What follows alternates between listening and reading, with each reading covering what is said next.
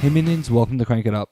I'm Jim Price, and on this episode of King of the Hill, I want to talk about the Sword Lord of the Orcs. Someone once asked me what the Orcs do, and I summarized it in 3 words. They do stuff? I often talk about the King Minion test, that it should give some indication of what the faction does.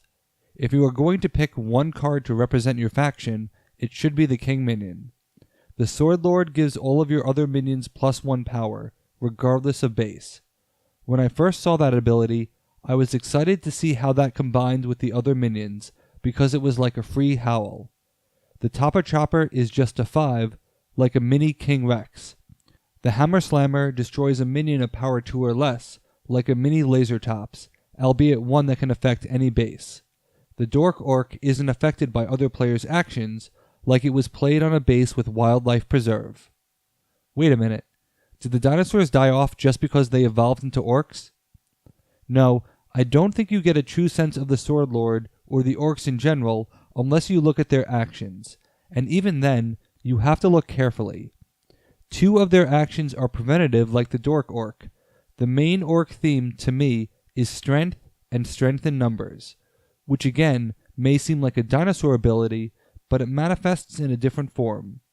For a King Minion who cares exclusively about minions, you need to look at the orc actions to understand the Sword Lord. There are 2 cards that stand out, both of which are their double features. I'm coining that as a new smash-up term for any action that appears twice in a deck. They are Angry Pillagers and Dogpile. Angry Pillagers is a special that can net you as many as 2 additional VPs when you win, but you need to win by at least 3. Sword Lord can help with that. The only question is, how? Obviously, a swarm strategy works well with orcs as each minion gains additional power. As the bonus applies globally, minions can pile on a completely separate base. The problem is, the orcs don't have extra minion plays themselves, and swarm factions are generally strong anyway, so it's hard to tell if this is a natural pairing. So what is natural? I think the orcs need to be particular in their approach. If you look at the Sword Lord's ability, it is ongoing, not a talent, and not a special. This means that any of your minions will get the power boost, regardless of when or how they are played. A Shinobi jumping onto the Pack Alpha would not get the power boost, but it would get the power boost from the Sword Lord.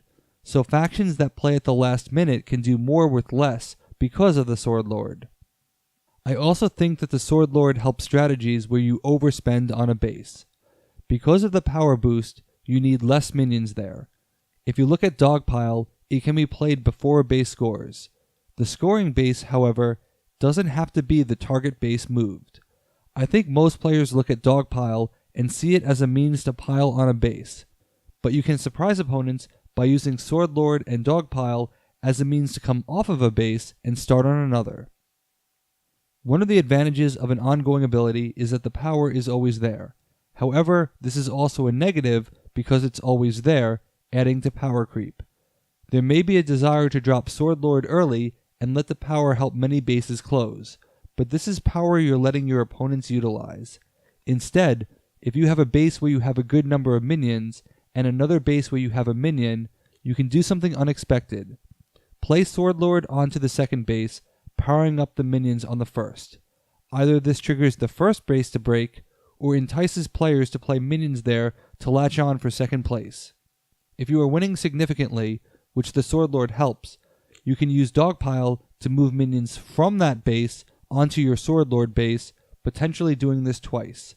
In this way, your minions on the first base are placeholders, providing power you didn't need anyway, power partially supplied by the Sword Lord. Remember, it supplies power globally, unlike similar cards like Captain Amazing, that require the minions to be on the base at the time the talent was used. I've often said that winning a base 17-13 is bad for the winner and great for the runner-up.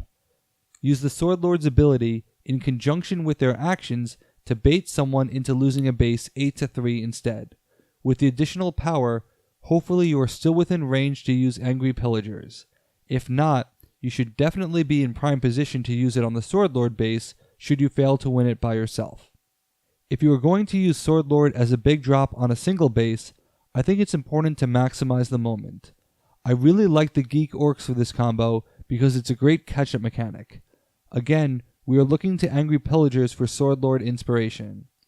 Angry Pillagers wants a spread of at least 3, and Control Minion is a great way to create power swings without changing the total power. Control Minion can also steal a minion of any power, so the Sword Lord can provide 5 power himself. Control Minion can take control of a minion, which Sword Lord then powers up, allowing for a large swing in power. You can gain 3 additional VP between both Angry Pillagers and your cosplay, and that 7 to 8 VP in a single turn could bode well if you are efficient in terms of cards. Also, Control Minion gives you the second minion you need to activate Dogpile to pile a minion onto the scoring base, allowing you to literally steal a base and be paid handsomely for it. There are other ancillary benefits to having a permanent power boost. The Orcs want to bully opponents, which plays nicely into the Vigilante strategy. I thought they were a pairing already, but the Sword Lord turns most of your minions into 4 or greater. This makes for a really opportunistic Who Loves Ya Baby, another double feature, for great card draw. The Orcs really need card draw to establish their mega turns, particularly with their specials. In the aforementioned Dogpile strategy, where you're moving off the base, Brojack makes for a great tag-along target. I also like how the Vigilantes allow you to camp the Sword Lord on a 4-3-2 base, where second place doesn't matter that much, while you focus your efforts elsewhere. If that base breaks, the Vigilante action, the Revenge, can keep your Sword Lord in play. I also think that the Sword Lord makes for a great card to bury.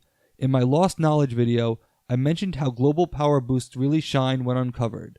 Sword Lord could be a great start of turn uncover move because it gives you a great head start that your opponents would not have been expecting. You get 5 power and a howl in a single card, in addition to any other plays you make. Combined with Lost Knowledge, you could potentially gain a lot of power and break 2 bases unexpectedly.